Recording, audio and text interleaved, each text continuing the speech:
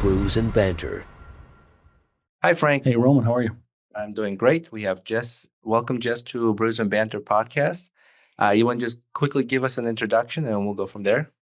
Yeah. Hey guys. I'm Jess, also known as Beer Babe Jess on social media. I'm a craft beer influencer, blogger, writer, and now author. Yeah, so we were talking about, so you're sort of branching out. You're spreading your wings, right? There's or Yeah. tentacles, whatever you want to call it. I You're kind can't of. do just one thing. It's good that you're, yeah. I mean, and it's it's good to be diverse, but it's a unique sort of thing for us because we haven't talked to someone that's sort of in all of these different areas, right? And Yeah. we got your book here. Yes, absolutely. Thanks for supporting. I appreciate it. Yeah. We were reading your story here, and obviously it's shorter version, but we're going to get into longer version of it. And do you want to start on just to listeners, and they can also read this in the book, and they can get this on Amazon, correct? Yes, the book Okay. is available on Amazon. But what got you into beer, and how did the whole thing started? Yeah, it's a great question. So, when I was in college, I actually worked at a wine bar and I developed my palate there. I learned loads about wine and really dove right in and was really, really interested. And as my palate progressed, during that time, craft beer was, kind of coming to the forefront of the scene. And lucky for me, I was able to sample lots of different craft beers. And once I kind of realized how complex beer actually is and realized that all beer isn't just keg beer or baseball beer from parties or, sports games, I got really, really excited about it. Once I kind of discovered how barrel aged beers tasted against beers that weren't aged in barrels, I started attending breweries and beer dinners, and things really took off from there. And I had, gotten really deep into the scene. I was trading beers. I was traveling and going to breweries all over the country, and decided that I wanted to put it all up online and launch my craft beer Instagram. So Beer Babe Jess was born in 2018. I started a blog. I launched some t-shirts, pins, glassware, all the merch.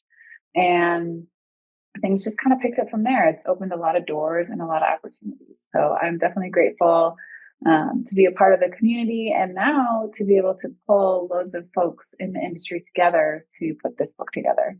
Sure. Yeah, we enjoyed reading the stories. Some of the authors are followers on Instagram as well. It's nice to kind of hear their story, and we'll reach out to them as well. I think it's fun. I think people need to hear the stories. There's a portion in the book where you talked about pandemic, and so did other authors. Right. And we have a friend out in California, and he mentioned how they put together a group of friends that try to support brewers, local breweries to help them survive. And we said, Anthony, that's a story that needs to be shared. Like it's amazing what you guys did and how you contributed to local community. Are you familiar with Pie Cruiser on Instagram? Gosh, it's not ringing a bell, but that doesn't mean that I don't follow them. Sure. It's funny. I didn't realize that Instagram will actually cut you off and not allow you to follow more than 7,500 people. Yeah. Because whenever somebody would follow me, I would always just follow them back. Mm-hmm. But now I had hit my limit, so I always have to it's become a lot to keep track of, unfortunately. But would love to hear that story, and I really like what you're mentioning about storytelling, because I think it really it is such a important part of culture and community. I like to think back to our ancestors many, many years ago, and they would sit around a fire and they would have generations of family and neighbors and people just telling stories and learning and sharing. And I think that that's something that folks are really leaning into and really need. And so this is such a great opportunity to get people together to share just a little snippet of their world as their own story. Mhm. Yeah, it's different now with the digital age. I mean, everybody's buried into something that's not an organic conversation without some sort of electronic device, right? So as you say, you hang out and you get to talk to people, you get to have more personalized conversations, more direct sort of interaction, and there's a period of time where it went away, right? But now I think there's a lot more people realizing that is not what it used to be is not what it was, and now they hope to get back to, right? So Yes. it's interesting to see that. There's something to be said about the nostalgia of holding a book in your hand, turning the pages, having it on your coffee table or bringing it into a bar, bringing it on an airplane. I think that folks are kind of, for lack of a better word, homesick for that sort of, bygone era where everything wasn't completely digital. So it's a really kind of interesting time to be able to see our words in print. Yeah, because we're a society based on instant gratification. I mean, that's what Uh-huh. digital. It's on your phone. It's something you can carry. That's a half-inch thick or less or something like that. But Mhm. I get it. But there's a lot that's missed. I think with as you say, having a book in your hand or something tangible. That's something we were used to prior to current age. Like you said, Jess, the nostalgia of a book, feeling the paper, the smell of it. It's better for your Mhm. eyes too. It's you Oh, don't get yeah. like blue light constantly in your eyes and affect your sleep, or depending on when you're reading the book. We spend enough time in front of devices, right? It's nice to 100%. actually pick up. Actually, part of the book I was reading today, we had a short road trip to Pennsylvania. We had to get back here on time so we could record this. But part of the drive, I was just reading the book.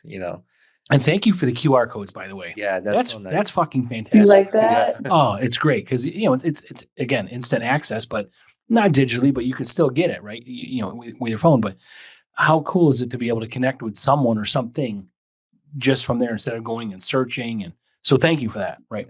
Yeah, I can't take credit for it. The team at Rethink Everything really thought of everything. And they, I think it's such a great way to carry folks along through the story. And again, to your point, without having to search. So you can follow them or look at their website or, take a look at their, you know, friend them on LinkedIn or whatever it is.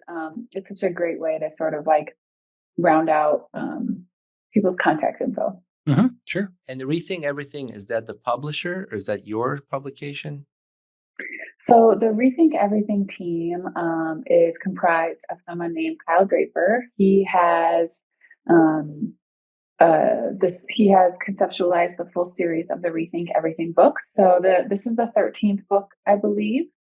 And his goal is actually 300 books in this series. Oh. So if you think about that from perspective of like the sky's the limit, essentially, he's really, really excited to bring in folks who are subject matter experts in all kinds of interesting places, right? So, I actually was invited to write a chapter in Rethink Everything You Know About Networking. And my chapter was called The Power of Unhinged Authenticity. I actually wrote about how I built my following and how I sort of launched my Instagram. And my chapter was definitely a unique one because it was a lot of corporate folks talking about their experiences, and how they've, built their contacts as well. And we were at a book release party, of course, at a brewery for the networking book.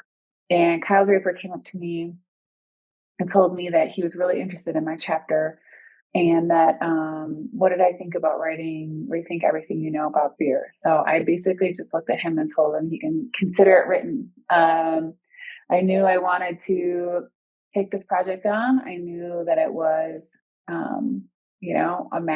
a perfect match for me because I'm a copywriter. I work in marketing, advertising. I've been a writer my whole life. I got my master's in creative writing. So, I knew this would be great. So, I pinged all my industry friends and bugged the heck out of them until I got about 20 or so folks to nod their head yes and write their chapter to be a part of the book. So Nice. really, really excited. And, um, Kyle's books so far are, the range is very, really interesting. It's Rethink Everything You Know About social media, Rethink Everything You Know About Buying a Home. So this is an outlier, and I think it's a fun one for him because it's so different. And he has expressed to me on his podcast that he's very grateful that this one came out into the world because it kind of opens the door for anything goes now. So right.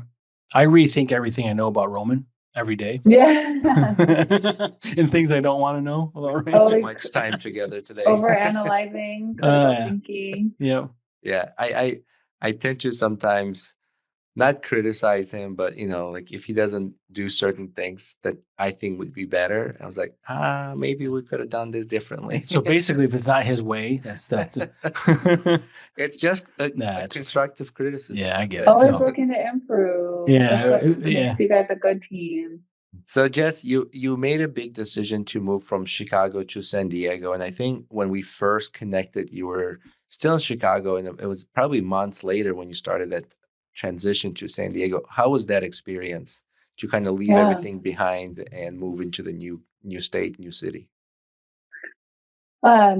I'd be lying if I said it was amazingly perfect. I would, it was really tough for me to leave all my family, all my friends, and pretty much everything I knew in Chicagoland.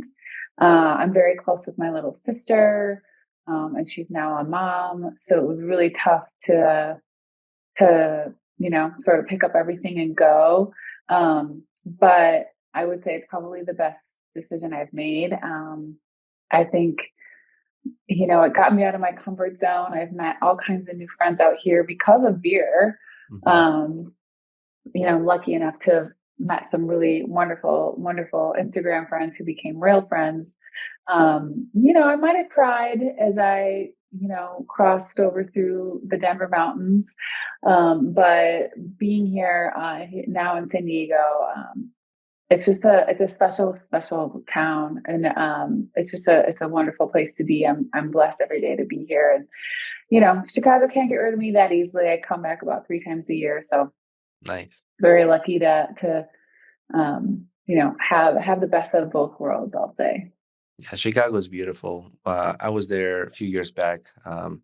My my wife's niece was getting married, and we did like a river tour, and we went on Mm-hmm. Lake Michigan, did a tour over there as well. It's nice. It's such a nice scene. So many awesome restaurants and breweries. There's Oh there's a yeah. lot. Like you got to go there multiple times to get full experience. It's I always say that after I leave Chicago, I come back and I've gained at least 5 pounds because the food is so good and the beer Yeah. is my favorite beer in the country is in Chicago. So, I got to always soak it in while I'm there. Hmm. But you get to enjoy a lot of sun in San Diego, right? That's what it's about. Yeah. Yeah. Lots of hiking, lots of sunshine, lots of palm trees, Mediterranean climate. So it's never really Yeah. too hot or too cold. So it's usually Yeah. pretty just mild and, walk on the beach. We were able to go to the beach on Christmas, so I'll take it. Yeah, it's a great city, and there's a lot of transplants, so there's good diversity of people, and great beer scene, great food. Um, yeah, and what's not to love? It's a great place. Yeah. I wish I could bring everyone from Chicago that I love here. When we make big decisions like that in our life and changes, I feel like our spouses are the best support, like the biggest supporters. Hmm. And I'm sure your husband was super supportive and helpful, and you need someone that close to support that to make that transition easier, right? Absolutely, absolutely. San Diego is definitely in his soul. And the first time he brought me out here, I looked at him and was like, I don't want to go back. So made the decision pretty easy. Very blessed to be able to work remote and make it all kind of happen. And you know, have folks as well who are willing to fly out once in a while, so I can get my people fixed too. Yeah, we're at 36 degrees, now in March, and That's why I want to move to San Diego. It's a tease. It's a tease. I feel like you guys had it, like it'll warm up and then be cool. Like I was just in Chicago, it was 75 and then it was 40. And I'm like, okay. You're exactly right. I mean, 2 weeks ago there was a couple 70-degree days, and then it snowed like 6 inches 2 days later. I'm like, I don't really know. Everybody gets sick, and you're all pasty white, and it's just really. And we choose to live here. Yeah. Well, it's. I mean, it's something to be said about having the seasons too. Yeah. So, how did the beer community welcome you in San Diego? I was really blessed. I when I had first gotten out here. My friend Christine, she runs Women's Craft Beer Collective. Her and Allie and Callie were hosting a meetup. And I had only known them, obviously, from Instagram. And we were being hosted at Solaris. They do some really amazing, like, blends, some wild, like, sours, really great stuff up in North County. And there was a whole group that had gotten together. Our friend Jason at Hop Garage, lots of folks were there, and they invited me to come. And I met them in real life, and we bonded. And they couldn't get rid of me since. So they've invited me to Christmas with their families, and they've invited us to baseball game. I mean, we're all so lucky that we became real friends. And from there it was great. I really, when I'm in a new city, I really like to go to breweries and just sit at the bar and talk to folks who work in the industry. And that sometimes leads to like finding some of the hidden gems and the best food and like the best dive bars and like little cool spots. So, in the first year or so, I was saying yes to pretty much everything. I was going to all kinds of, women's brew days and pink boots events and festivals, and I kind of burnt myself out, and I had to take a pause and realize that, like, okay, I can't do it all. Beer's not going anywhere. So, I had to kind of reassess what I was up to and what I was doing, and make sure that I was taking care of myself. I remember one Women's Month. That's usually my really big month is March.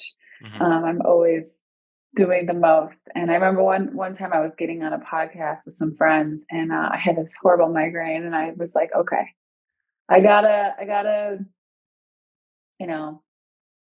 find some balance here. And I did, and it's been really great. But yeah, very, very lucky to be, welcomed here, and have those friends that, like I said, have become more than just beer friends. So you talked about this in the book. I don't want to spoil it too much, but I'm just gonna spoil it. Little, Cliff notes, right? You did say how great of a community it is. People in the beer industry is not just enthusiasts, but they're friends and community.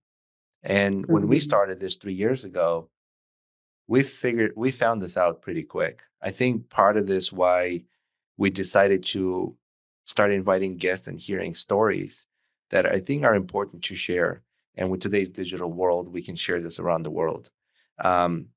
We found out how this community is and how they support each other. We attended a Beer Babes launch of the beer. So cool. we drove out to Dewey Beach, Delaware, and we're there for one of the launches at Big Oyster Brewing Company. And, it was nice to be a part of it. So all these people you follow on Instagram, now you are meeting them in person and finding out how great they are and how supportive they are. So the community part of it, we try to also bring it to a local level here and be part of the community here. In a small town we are, and supporting all the brewers we can out here. And it reflects that throughout the country. And I think we spoke to Anthony, and I said, when I was done reading your book, I said, how nice would it be to do a documentary and just drive around the country and hear people's stories? You were talking to me about that. Yeah, I talked to you, but it was on Anthony. No, but Anthony was. And to hear these stories in person.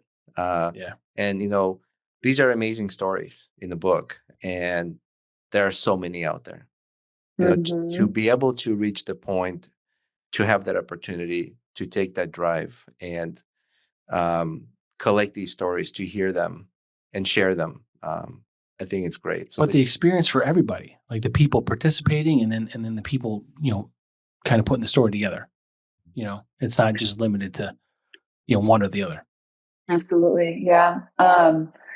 I've had conversations like that too. My mother-in-law is actually a documentarian. And so we've talked about how could we,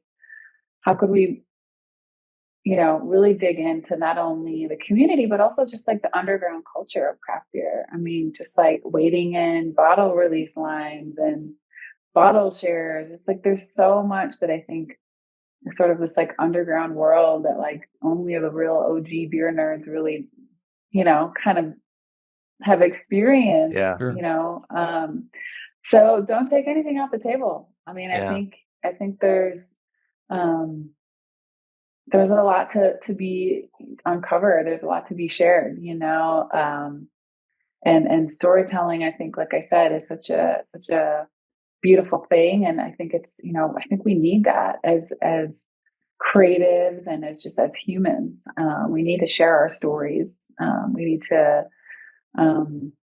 leave our mark and open up that side of things.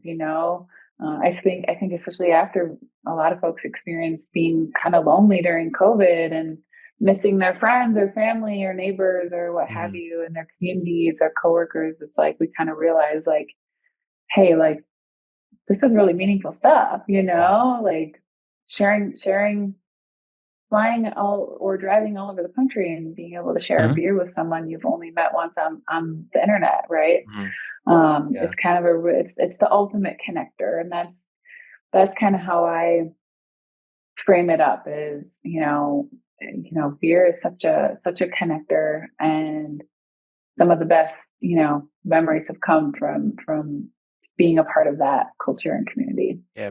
Beer and food. Yeah, or beer doesn't judge, right? Like, it doesn't Yeah, care. It doesn't care who's drinking it. Like, you can get everybody together and you can have fun. And same, like you said, with food, right? It's just, yeah, it's all food sort of too. familial or Well, it's people you communal. can sit at the table with, strangers, families, friends, and Mhm. have a beer, have a meal, and have a conversation.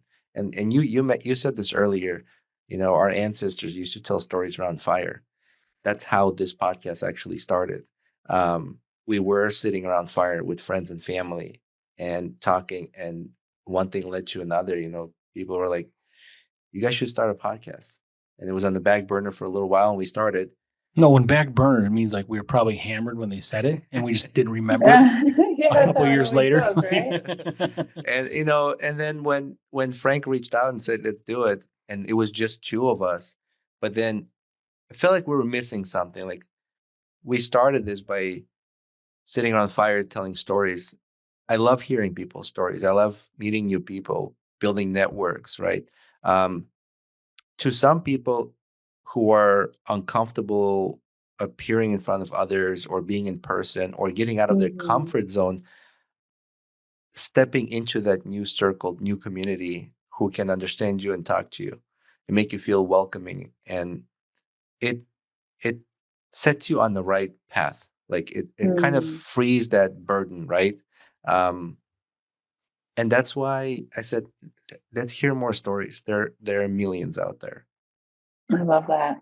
Yeah, we had this woman. Her name is Jessica Cox, and she is armless pilot, the only woman in the world who can fly an airplane with no arms.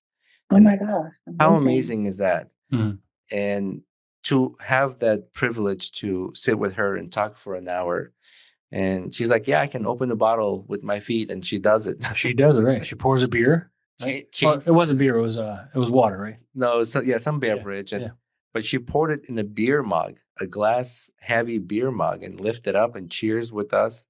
And it's stories like that. They're inspiring. Absolutely. They're amazing. And reading the book and reading these stories and reading the how you got into the beer community and the things that have helped you and changed you, and I love what you said. When you first got into the beer um, community, it was a bunch of men with beards. Yeah. Mhm. After Shock Top, right? And Oh my gosh, yeah. I mean, yeah. there was a lot of shock top going around. There's like, what did orange slices ever do to us? But we like that was it. It was I Orange wanted slices to, matter. Right? yeah. I mean, it was that it was like the wits and the wheats and all Yeah. the hefts and all that stuff and lots of Belgians. But you know, when I first started getting into it, I knew so I talk a little bit about how I know what it's like to feel like you don't belong. And I think that is a universal feeling that, you know, if you really reach deep down, you can everyone can relate to some degree. And I never wanted anyone to feel like that. So I think, you know, you kind of see see a lot of sameness in the craft beer world. And since then it's obviously grown and there's loads of women in the industry and loads of women groups. And, you know, we have pink boots and we have different clubs and societies and girls pine out. And it's a really great thing. But I just, you know, I thought to myself, like, the best part about community is how diverse it is because you learn so much, right? So, Mhm. like, having diverse friends from all over the world, you know, different, you know, experiences, different walks of life, I get to learn. So it's very much like I get to grow and learn because I'm better because I know all these Mhm. folks, right? Like I'm blessed in that regard. And it was like, okay, how can we build tables together? It's not me building it, right? Mhm. How can how can we build these tables together? And um, you know, I started getting invited to, you know, different diversity panels and different diversity beer festivals. And it's, you know, beer festivals for women, for breast cancer. I mean, it's been really Mhm. amazing just to see what these folks have done and what they've created. And I just get to be along for the ride and, you know, post on social media. Like I'm just hanging out. I mean, you know, they're the ones, Yeah. you know, doing amazing stuff. But it's really cool. And it's I don't know if you guys have ever heard of the story of the hummingbird, but it's an old folklore. Essentially, there's a forest fire and all the animals are fleeing. And this hummingbird goes and takes a drip of water from the lake and brings it back to the fire, drip by drip. He's trying to help put out the fire. And the other animals ask him, "What are you doing? Like, you're just bringing one drop, like, you're a tiny hummingbird." And the hummingbird says, "I'm doing what I can." Mm-hmm. So it's Sure. sort of this like platform for me. That story inspired me because I was like, if I can just make a teeny little drop of a difference, Mhm. bring folks together, make people feel like they're involved and they matter and they belong and they know about beer. And even if they don't have to. You don't have to have degrees. You're not, you know, you're not better or worse off. Like Mhm. you belong. You know, that's why I made the beer babe shirts. Like we're all beer babes. Like you're a Mhm. certified beer babe because you love beer. There's no, you know, so it was Yeah. like, it's just, I'm doing what I can. And it's sort of that idea of like bringing drops of water, but it's really in the regard of like shining a light on breweries and, you know, small businesses and people in the industry who are doing great stuff and amazing beer and all that cool, great events, great Mhm. parties, Mm-hmm. all that great stuff. Yeah. So, The act of that hummingbird is an inspiration as well. So if you're doing what you can, one driplet of water at a time, it inspires other to step in and do the same. You know, that mm-hmm. driplet of water becomes a cup of water or whatever, right? Right. So it inspires other to do as well.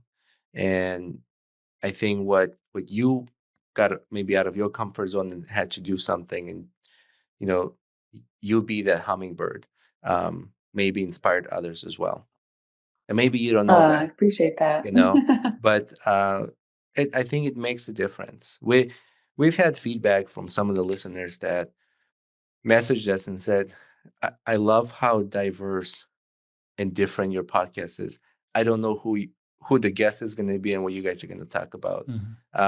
We've had a message from someone who said, I love the guest you had who does private workout programs. I don't feel comfortable in my body to be in the public gym.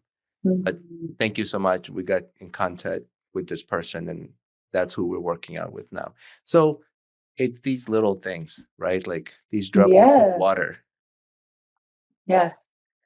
Making changes, Yeah. little by little, and helping other people, connect with other people too, Mhm. right? So it's sort of like, I think having any kind of platform, I think it's really important to find a way to be that connector or to be that hummingbird, Mhm. whatever that looks like. That doesn't, it looks different to every single person. But if you do have a platform, I think it's important and it's very fulfilling to say, like,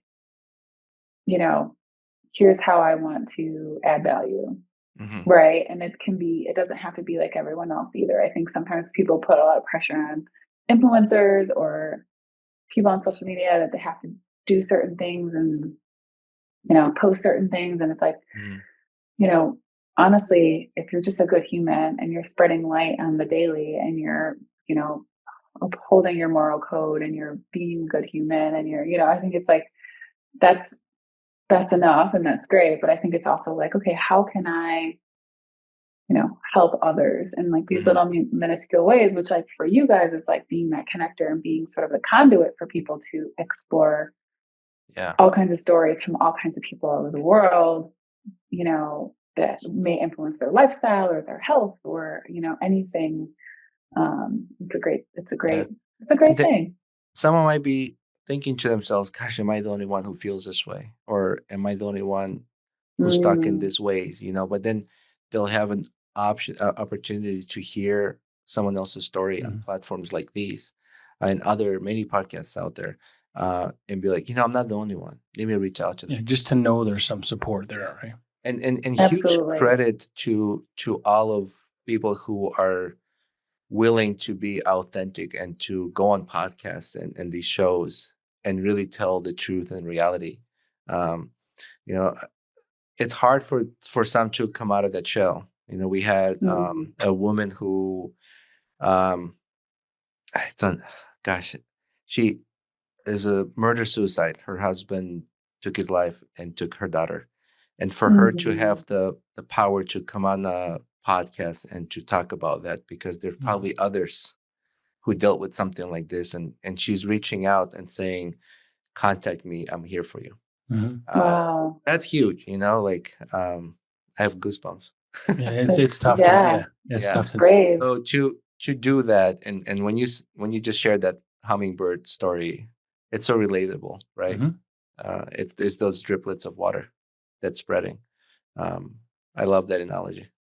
Yeah, and we can't put out the whole forest fire, can we? Right? We can't save everyone and we can't be a hero, but we No. can, I love just that line. It's like I'm doing what I can. Hmm. So, if you go to sleep every night knowing that, hey, I'm doing what I can, then you've won, right? Yeah. Like how do you measure success?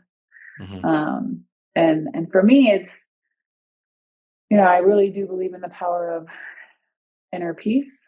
So if I feel that I am at peace with myself and who I am, and when I look in the mirror every day and who I am inside, then like that, that's success to me. Some That's good. people it's, you know, a certain bank account number or things or travel or job title, but it's like if you can have peace with like who you are and what you're doing and the influence, that your heart, the difference that your heart makes in the world, even if it's just one or two people, like Hmm. then that's success, I think. Yeah. It's a lot like an equation. Everybody doing what they can. So there's a hummingbird. That hummingbird, as Roman says, leads to some other animal maybe helping. And then maybe you get some big ass elephant throwing a whole bunch of water somewhere. I And then, love it. and it keeps going. Like now you get to these helicopter pilots that are dumping big things of water on a forest fire. Like everything matters, right? It comes together. Nothing is too small. Like it's just the effort that people put in. As you say, at the end of the day, if you feel fulfilled with what you did and you did as much as you can, then that's a success, you know? Yeah. And that circles right back to the power of community, right? So it's all connected. Jess, we see on your Instagram sometimes when you go out to restaurants and doing the influencer part of it, and we see your husband around. How much of a role has he been playing? I'm sure he's been very supportive and there when you need him.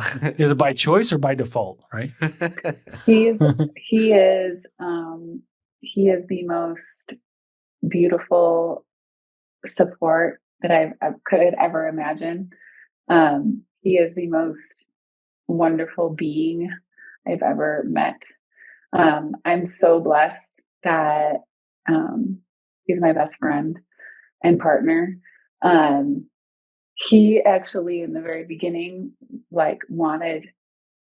he was very much saw where this could go even bigger and I could just go ham. And I kind of told him, I don't want that kind of notoriety. I don't want to like completely monetize my account. I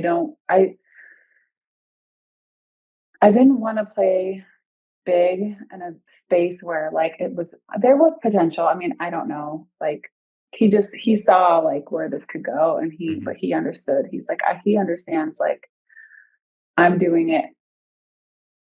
It's not all for me, I guess if that makes sense. Like it's not all about me, but it's about the community and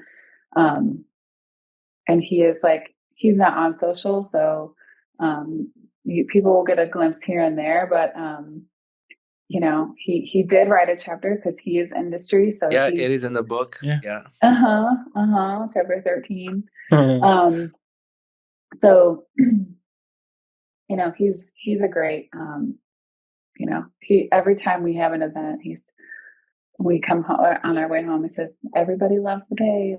Yeah. Well, we don't want to we don't want to ignore our significant others. We wanted to make sure we say thank you to may I say his name? Michael. Yeah, Mike. He's in the book, so I figured I'm not crossing the line here. Not at all. And while driving and reading the book, actually, Frank has a favorite line from you. Yeah, pour it forward. Yeah. Oh, my dear name. Yeah. Pour it forward. Yeah. So we've been saying it all day. Yeah, all day today. Right. We're just saying everybody. So that beer was made for proceeds went to women who were affected by domestic violence. But even now, it's just instead of pay it for, aside from the beer piece of it, we're just instead of pay it forward, pour it forward. Pour it forward. Yeah. Yeah. Because we're not just brews and banter, whatever. We can have water, we can have whiskey, we can have coffee. Who gives a shit, really? I mean, we're just here to talk to interesting people and people that make an impact at any level. It doesn't matter what anybody's doing, and we're open. We have we're booked up. We have a lot of people, and like Roman said, it's diverse, but it doesn't matter to us. We'll just talk to anybody about anything. I love that. And we like to travel. Yeah. We can bring our podcast remote. So that's the best part of it too. Oh, it's so cool. Absolutely. But we're lucky enough like you to be able to do this because it started off as just like we both don't half-ass anything. We own businesses. We do things right. And, we like to think we're good people. when it's just us two, we're just not good people. but family, family things like we understand. We're morally correct, and it's a way for us to be able to help as well. I mean, we're the little droplet that we can provide to whatever or whoever needs us to provide it, or at least help do that. I love that. Yes, I love that. Giving other folks like a voice, which is such a wonderful thing. Yeah, because as you know, it's not easy to do. I mean, if you're public and we've got all these videos, all the social media stuff, it's when you're out there and some people just don't like doing that. But and even the work it goes into doing that, right? So we're in a position now where there's a lot of work up front. We did it, and we're in the spot we are now. So the upfront work is done. Now it's just the maintenance. So now we have this platform to be able to help other people that don't want to put in the upfront work, but we can sort of help their cause, autism from bowling or whatever it may be, and people help promote their businesses and or their causes or whatever. People just want to talk. People just want to some people just come out, we'll just talk. I mean, there's no, because as you know, you're here now. We don't script anything. It's all organic conversation, and some people will just come on and just want to talk to us about anything. I mean, it's really that. It was an awkward thing at the beginning, but now we're like comfortable with it. We just make it work, right? I think it builds skills to talk to anyone. And I love, that's one of the best things. If I had to say what I take out of this podcast venture, it would be how easy and comfortable it has made for me to approach anyone and just have a conversation. That's great. But it's enjoyable as well. Yeah. So, and we get to Jess, you mentioned about trip you're organizing to Munich. Yes. Can you share more about that and who it's open to and how, if anyone wants to join? Yeah. So Tour Hero is a company that partners with influencers. And essentially they reached out to me and asked me if I wanted to host a trip. And Munich was the first place that came to mind. Fantastic. Yeah. So, it's a really great setup. They essentially plan everything for you. And it's just your job to market the trip and to have a specific number of signups. And so we surpassed the minimum number of signups, which is great. Nice. So there will be 8 of us going over to Munich at the end of April to just experience the culture, the beer, the food, and just it's open to anyone and everyone, solo travelers, couple. We have a couple coming. So yeah, really excited I fly out on my birthday, April 20th, because I'm gonna stop in Prague for a couple of days first. And then we'll be in Munich on April 24th. So what a great experience. Really, really excited about this, hoping that it's it's as wonderful as it's been so far, so that potentially I could do this once a year and host folks to different cities across the world. So there's still spots open for people to sign up. Yes, I don't think it's closed yet. Okay. I've been so wrapped up in the book, I need to double check my dates, but yes, I believe folks can still join us if they'd like. If not, stay tuned and I'll share information about the next trip. So what I'm hearing is Brews Banter 2027. Is that what you're getting at, Roman? Yeah. But I'll be looking forward to seeing all the posts and updates on social media. Yes, I'm very excited. Do you want to add anything else that you think maybe we've missed? Gosh, no, I think that's like pretty much everything. I mean, awesome. I'm really grateful for the opportunity to talk about the book. I'm so glad you're enjoying the story. That's kind of like a peek into all kinds of different worlds, which I kind of love. And I'm just excited to keep the momentum going strong now that we've had 3 book launch parties, and there is chatter of one more, but we'll see if that comes to fruition. You wrote another book before this one. It was called Rethink Marketing, I believe, right? Networking. Yeah. And this is your second book. Yeah. So in that one, I contributed a chapter. My friends Lindsay and Liz headed that one up. So I contributed a chapter in that one. And then I also edited that one because I have the copywriting background. So I was an editor as well. So, it's funny. Kyle Draper asked me, okay, you want to write another book? And I'm like, okay, I need a minute. Like, I'll let me get back from, Munich. Let me get some rest and we'll see. So if I were to write another one, it would likely be, more focused on like my day job. So my corporate marketing, advertising, that kind of stuff. So we'll see. We'll see. No plans quite yet. Is there Rethink podcasting? I don't think so yet. So Nice. message me on the side. I can always introduce you guys to Kyle. He, like I said, he's looking to write 300 books. So no topics are off the table. Nice. Yeah. So I was driving today. So like, aside from audiobook, it was me, Roman, reading the book to me. Oh my gosh, I love that. It was fantastic. We're actually recording the audio right now. So it was great. Oh, that's okay, cool. Yeah. No, it's really easy read. Yeah, it is. And every story, when it ends, it's like, oh, what's the next one about? Yeah. It keeps that excitement. Very well done. Yeah. Good job. Yeah, I'm so glad you like it. Absolutely. So and people oh, go ahead. Sorry. I was going to say, we had such a great group. So it's really, they really, pour their hearts into it. So that made it what it was. Yeah. Passion makes everything really succeed. I mean, even if it's not a success in some order, some sort of, monetarily or whatever it is, there's at least a success that you feel for doing it. Right. 100%. Yeah. The effort. Passion projects through your finished work as well. Yeah. I love that. That's great. So people can get this book on Amazon. Is there any other place they can buy it? Is there any in stores, or is it exclusively on Amazon? It's exclusively on Amazon. We are open to talking to any breweries who would like to carry it as part of their merchandise in their breweries. So we're in talks with a couple of places. We also have a couple of local bookstores that we're going to have some conversations with. But as of right now, it's available on Amazon. I will be I was invited to the San Diego Beer News Awards. So I will have a tent and be set up with books there. If any listeners are in San Diego and want to attend next week, I will be selling books on site. Perfect. Absolutely should. And then how about contact information and social media name to people reach out and follow? 100%. It's just all at Beer Babe Jess on Instagram and TikTok, and then beerbabejess.com and beerbabejess@gmail. So I try to keep it really simple. Yeah. And you have a blog? Yeah.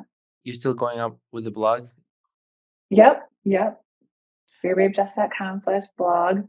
You can find all kinds of travel recommendations for different cities and different breweries all over the country, essentially. So I'll be excited to share my Munich blog once we're back. We're excited to see, hear or read that, and also see the pictures. Yeah, we're looking forward. Yeah.